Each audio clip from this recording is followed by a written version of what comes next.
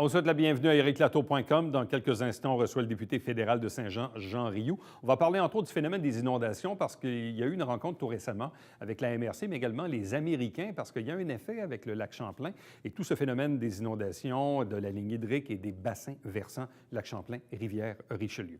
Mais d'abord, on vous parle de coworking, espace de partage de travail. Il y a un nouveau module, un nouveau centre ici même dans le Vieux-Saint-Jean et on appelle ça l'espace Moïco.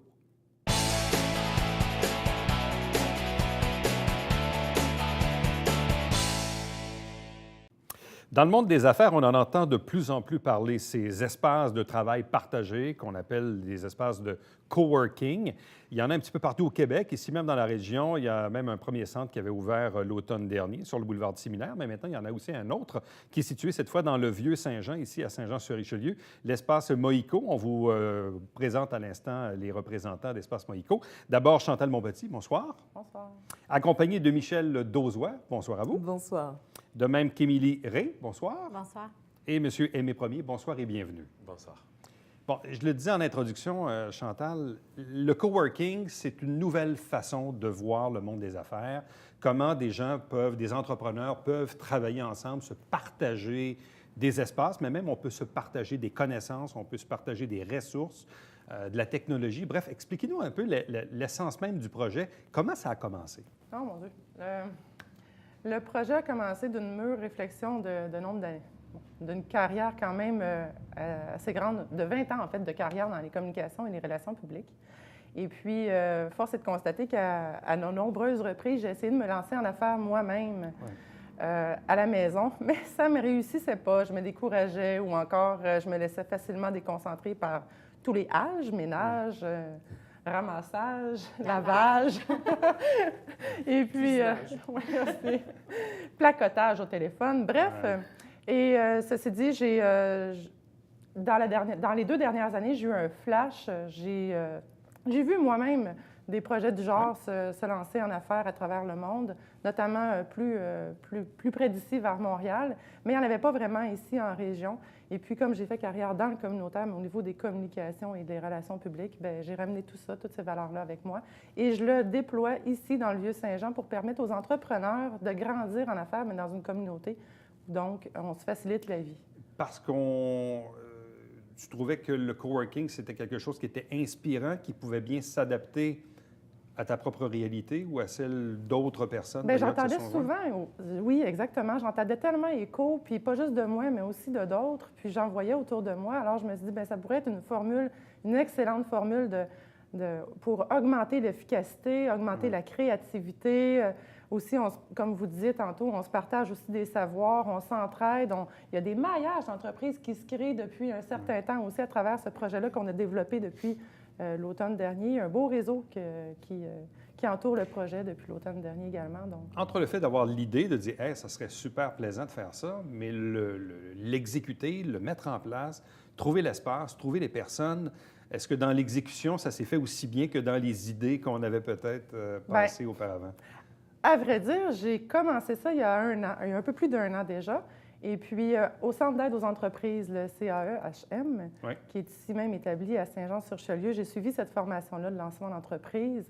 Et puis, ça a comme coulé de soi. J'y suis allée dans un premier temps en me disant, bien, j'essaye de réaliser mon rêve, parce que ça fait quand même 20 ans que je rêvais de me lancer en affaires. Et puis, je me dis, bien, j'essaye, puis si ça réussit, c'est go, c'est le fun. Puis sinon, bien, too bad. Et tout a évolué à une vitesse assez phénoménale. Les réactions des gens étaient hyper positives et ça a comme coulé de soi, tout simplement. Bon, Michel Dauzois, qu'on connaît pour, évidemment, les arts, la culture, fortement impliqué dans le milieu communautaire depuis nombre d'années dans la région. Qu'est-ce que l'espace Moïco a suscité en vous? Bien, au départ, j'ai trouvé ça très sympathique parce que moi, j'utilisais un espace commercial il y a plus de 30 ans. Quand j'étais en banlieue ouest, mes enfants étaient tout petits, je travaillais de chez moi. Ouais. Mais il y a des fournisseurs qui ne veulent pas faire affaire avec toi si tu n'as pas une adresse commerciale. Alors, je louais déjà une adresse commerciale. Il y avait un concept semblable, mais c'était dans la région de Pierrefonds. Et puis, je louais simplement pour l'adresse et je louais ensuite à l'heure la salle de conférence ou le bureau pour recevoir ensuite mes fournisseurs. Alors, je me dis, ben, ma foi, je dis, c'est quelque chose comme ça qui nous manquait ici également, parce que ça permet justement, peu importe qu'on soit un travailleur culturel, peu importe le secteur des affaires ou d'implication, de trouver un endroit où on peut travailler en synergie avec d'autres et à des moyens. C'est ça. Pas uniquement pour ceux qui ont des budgets faramineux, mais pour ceux également, pour tout le monde. Pour tout le monde. Donc, vous avez besoin d'un propre espace pour vous, mais vous pouvez aussi partager certaines choses avec d'autres? Oui, oui, exactement. Moi, j'ai pas besoin de bureau. Je suis pas capable de rester à un bureau. J'écris plus, justement parce que devant un bureau, j'ai essayé de prendre ma retraite, imagine. À 60 ans, je me dis, bon, ben là, tu t'assois, tu finis d'écrire tes livres et des pots finis. Assis devant un mur, oublie ça. Alors, j'ai trouvé la gigotouille, moi, il faut que je bouge un peu. Mais, cependant, elle m'a dit, je veux avoir une promotion culturelle à l'intérieur de l'espace. Et quand elle m'a montré les plans et les photos que j'ai vues, à quel point c'était vraiment enchanteur comme projet, j'ai dit, moi, il faut que j'y sois. Il faut que j'y sois d'une façon ou d'une autre. Alors, donc, je m'occupe du volet culturel. On va avoir des expositions, des vernissages, des spectacles, des cours, des conférences. On va meubler l'espace. Donc, vous allez contribuer à l'ambiance de l'espace Moïko. On va y donner de la vie. On va y donner de la vie, tout simplement. Oui, tout à fait. Et aux affaires culturelles, parce que nous sommes des travailleurs autonomes. Oui, tout à fait. Des travailleurs autonomes culturels. Émilie Rey, comment l'espace Moïko est-il atterri dans votre vie? Alors moi, j'ai eu la chance de vraiment vivre les tout débuts avec Chantal. J'ai participé au cours de lancement d'entreprise avec Chantal. Et quand on a commencé à en parler, d'échanger sur nos entreprises, j'ai tout de suite vu, en fait, l'endroit où j'allais éventuellement avoir mon bureau. Moi, je suis dans la consultation. Donc oui, je suis amenée à aller voir des clients, d'aller voir les clients à l'extérieur, mais j'ai quand même besoin de faire de la création de contenu. J'ai quand même besoin d'avoir un espace multimédia, avoir des ressources précises pour pouvoir développer mon entreprise. Donc, je me suis tout de suite dit, Chantal, ça va être vraiment c'est une belle personne, mais ça va être un espace incroyable pour moi. Donc, j'ai vraiment suivi Chantal comme ça. Puis, j'ai été même dans les premières visites des locaux. J'ai été vraiment dans les débuts, puis c'était vraiment très excitant. Et depuis qu'elle a ouvert, en fait, au CAE, les locaux temporaires, bien, j'ai 1 à 2 fois par semaine, je suis là aussi pour commencer. Et comment se passe l'expérience? Parce que ultimement, vous allez être ici à Place Héritage, dans le Vieux-Saint-Jean, mais là, sur une base temporaire, vous êtes à l'aéroport du côté de l'incubateur du Centre d'aide aux entreprises. Donc, vous avez déjà une première expérience. Et comment ça se passe jusqu'ici? C'est productivité. Pour moi, c'est de la productivité. On rentabilise le temps. On est vraiment... moi, je le vois pour... oui, il y a des échanges de connaissances. Plusieurs fois, dans nos processus de développement d'entreprise, on a des questionnements. On a besoin de brainstormer. On a besoin vraiment d'aller chercher des avis différents extérieurs. Donc là, ça sert à ça. Le clivage, justement, puis les différents domaines professionnels, c'est très éclectique. Donc, on va aller se nourrir un petit peu de tout le monde. Et pour moi, aujourd'hui, c'est vraiment de la productivité que je rencontre quand j'utilise l'espace de coworking. Bon. Aimé Premier, donc, dans votre cas à vous, comment l'espace Moïko est apparu sur l'écran radar? En fait, déjà pour commencer, moi je viens de Toronto, donc j'ai habité à Toronto pendant les 7 dernières années.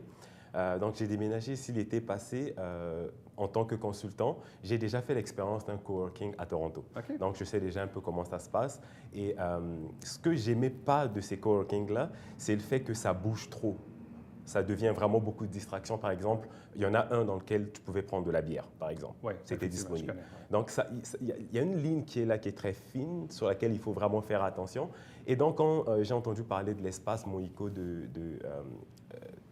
d'ici à Saint-Jean, je me suis dit, ça serait intéressant de savoir quelle serait la différence avec ce coworking-là.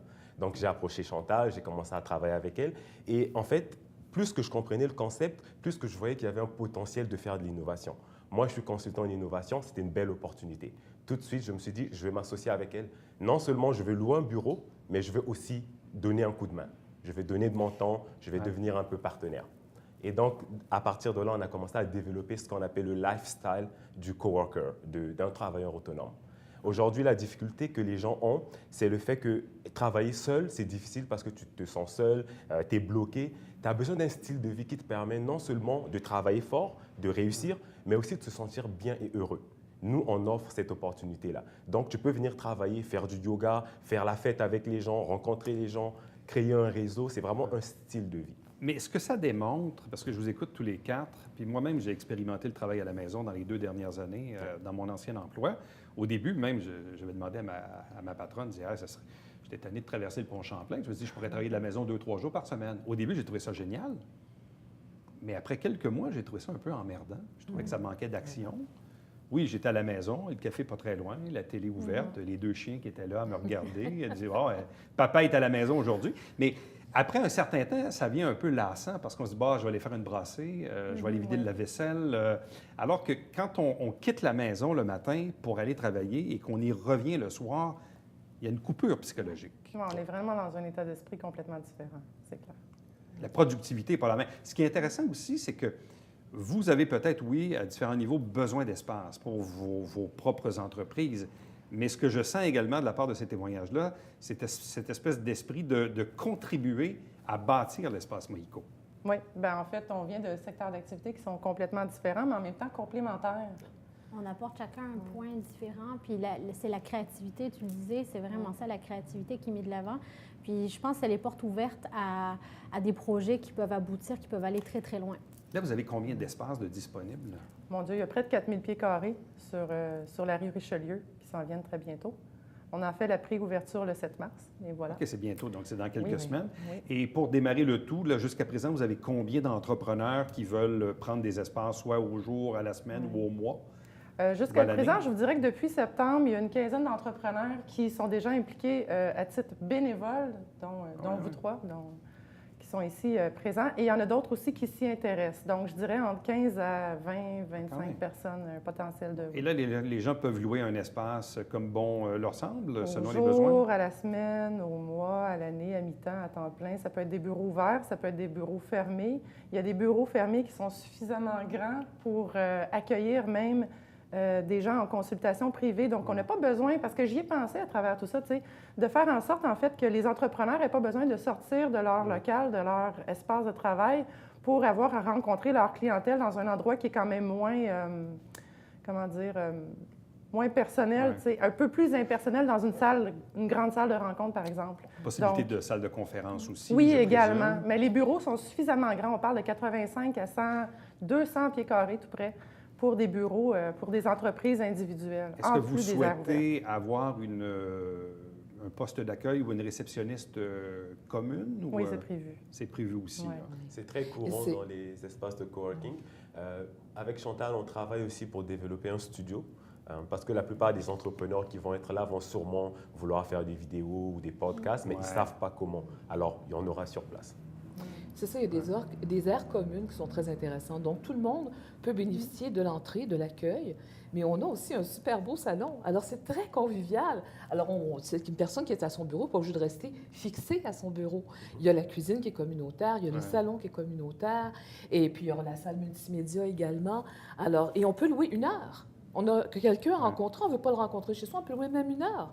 Mais c'est plus avantageux si on loue une journée par semaine pour tout le mois. Mais on peut même juste louer l'adresse. Il y aura un pigeonnier. Alors, c'est formidable. Même pour toutes les formules sont là pour aider pour les les gens. clients, parfois, à rentrer dans l'intimité des gens, quand quelqu'un a son bureau à la maison, c'est pas comme aller le rencontrer dans une place d'affaires. Tout à fait. Ça n'a pas le même effet. C'est pour ça que moi, c'est ce qui était intéressant pour moi parce que moi, je m'en vais à domicile, je suis consultante en image de marque, donc quand c'est vraiment rentrer dans le quotidien de la personne, mais quand on veut juste faire des consultations rapides, des rencontres, de la prospection, c'est certain que de le faire de la maison, c'est beaucoup moins professionnel, ça c'est certain.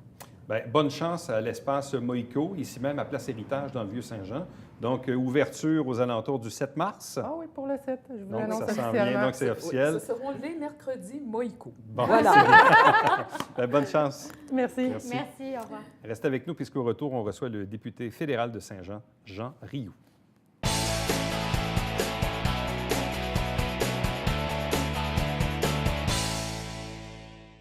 Mesdames et messieurs, bonjour et bienvenue à la Justice entre nous. Mon nom est Serge Levert.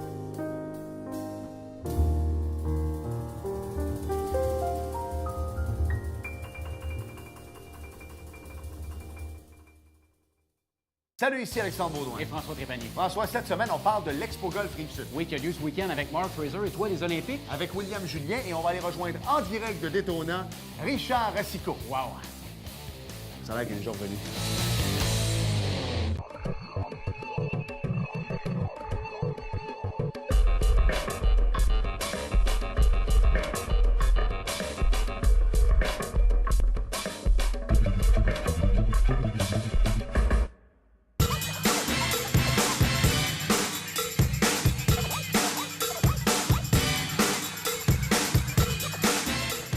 Dimanche, 9h30, Télé Bingo, on vous attend.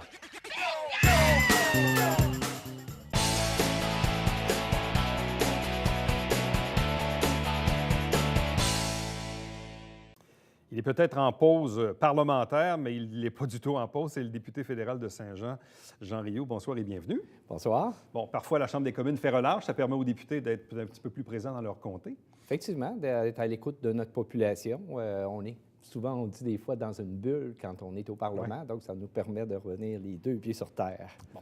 Moi, il y a un dossier qui m'a frappé, en fait, c'est dans le Canada français du jeudi 8 février dernier. C'est la rencontre que vous avez eue concernant la Commission des eaux. La Commission des eaux, c'est quelque chose dont on n'entend malheureusement pas souvent parler. Moi qui assiste au Conseil de ville, il y a parfois des représentants de la plaine inondable qui vont plaider leur cause, de la ligne hydrique. C'est un peu compliqué comme débat. On le sait, on a eu des inondations en 2011. Certains disaient, il y a peut-être un certain effet qui vient du contrôle des eaux du côté du lac Champlain. On sait qu'il existe une commission mixte, justement, pour les eaux entre le Québec et le Canada. Et je trouvais ça intéressant de voir qu'il y a eu récemment donc une rencontre auquel vous avez assisté, également Mme Saunier de la MRC du Richelieu. Expliquez-nous un peu les raisons même de cette rencontre, le but de cette rencontre. OK. Peut-être pour expliquer un peu le mandat qu'a eu la commission mixte, dans le budget de 2016, il y a 7,6 millions qui ont été alloués à la commission mixte par le Canada, et même chose, les États-Unis ont mis le même montant, pour étudier les inondations dans le Haut-Richelieu. Le mandat a été très spécifique. Donc, la commission a commencé ses études.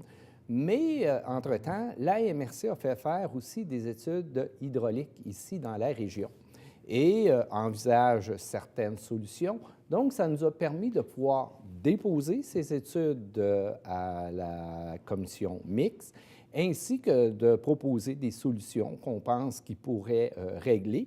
Et on a su aussi qu'il y avait une bonne collaboration avec les États-Unis, principalement le maire de Plattsburgh puis de Burlington. Donc, il y a un travail qui se fait pour essayer finalement de s'assurer qu'il n'y ait plus d'inondations dans le Haut-Richelieu. Donc, et on a offert nos services et la commission mixte, en fait, quand je dis on a offert, la MRC du Haut-Richelieu a offert ses disponibilités, ses services pour aider la commission mixte. Et ça nous a permis que la commission a avancé qu'elle pourrait nous donner un rapport de mi-étape, où est-ce que c'est, et pouvoir confronter les données. Bon.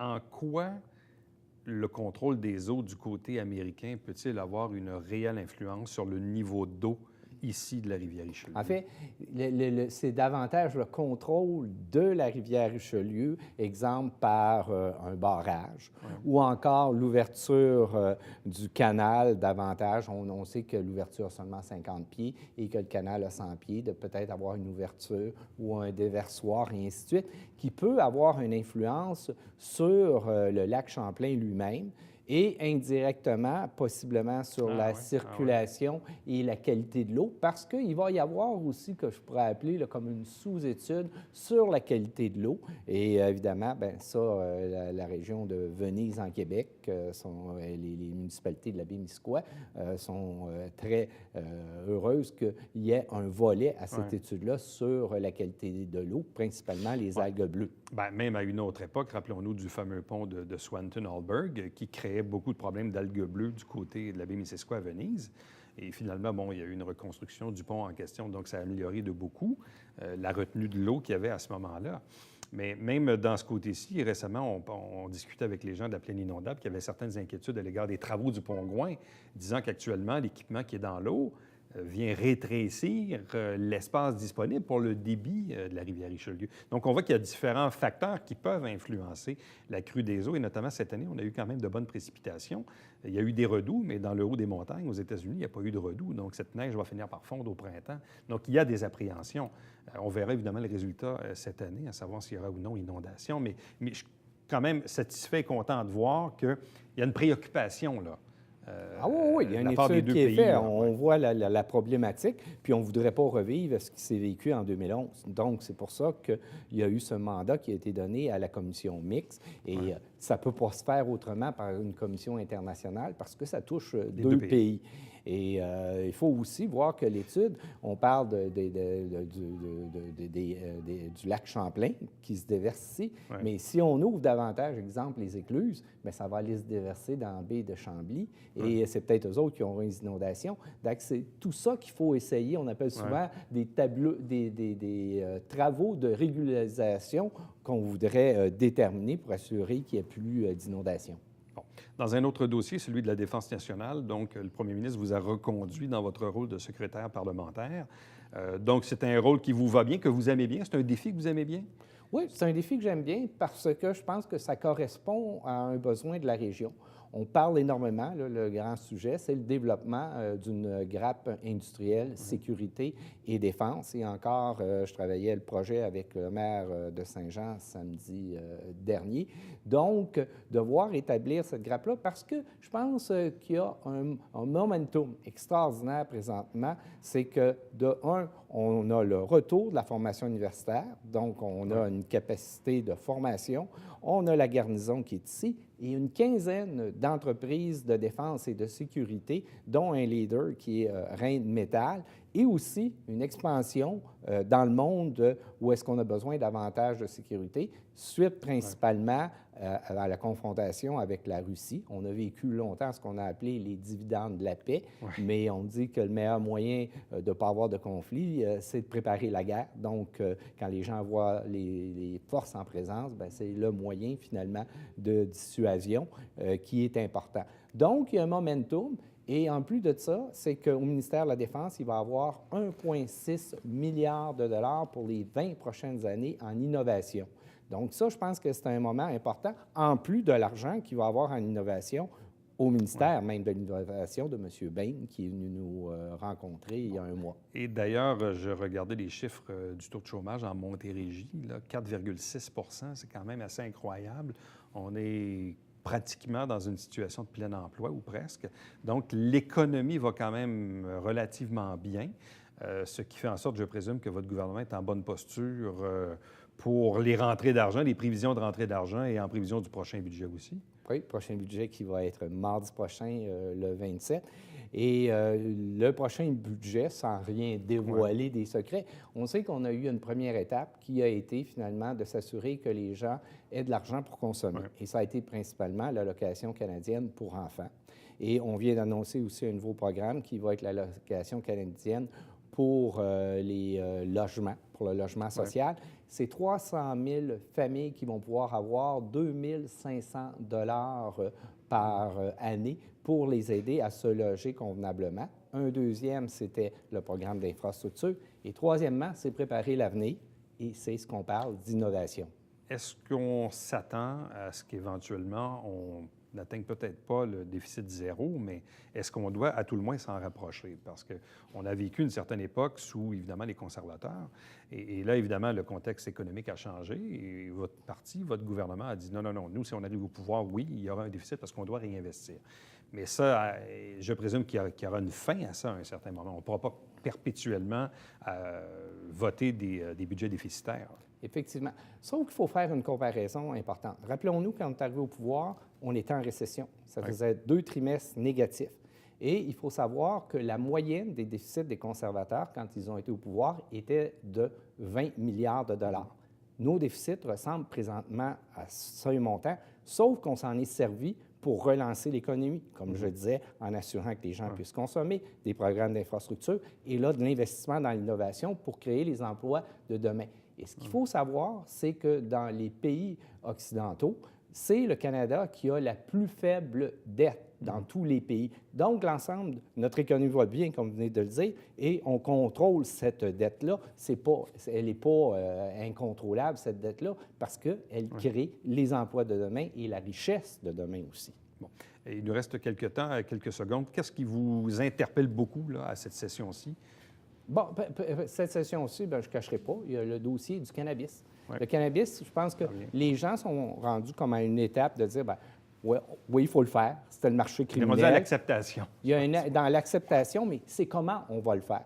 Parce que les gens, je pense, sont conscients, c'était 7 milliards de dollars qui allaient au marché noir.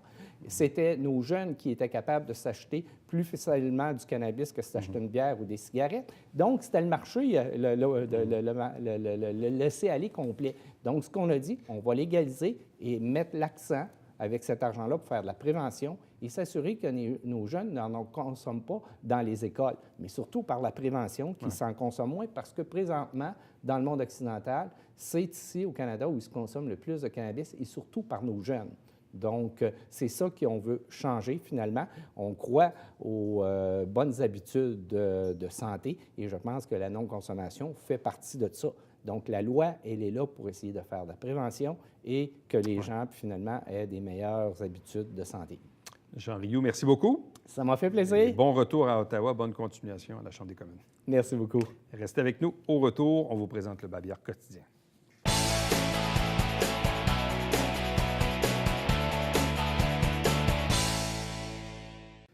Au nouveau centre d'art Trinity du côté d'Iberville, il y a une exposition photographique sur les merveilles de l'Arctique, donc c'est à surveiller jusqu'au 19 mars.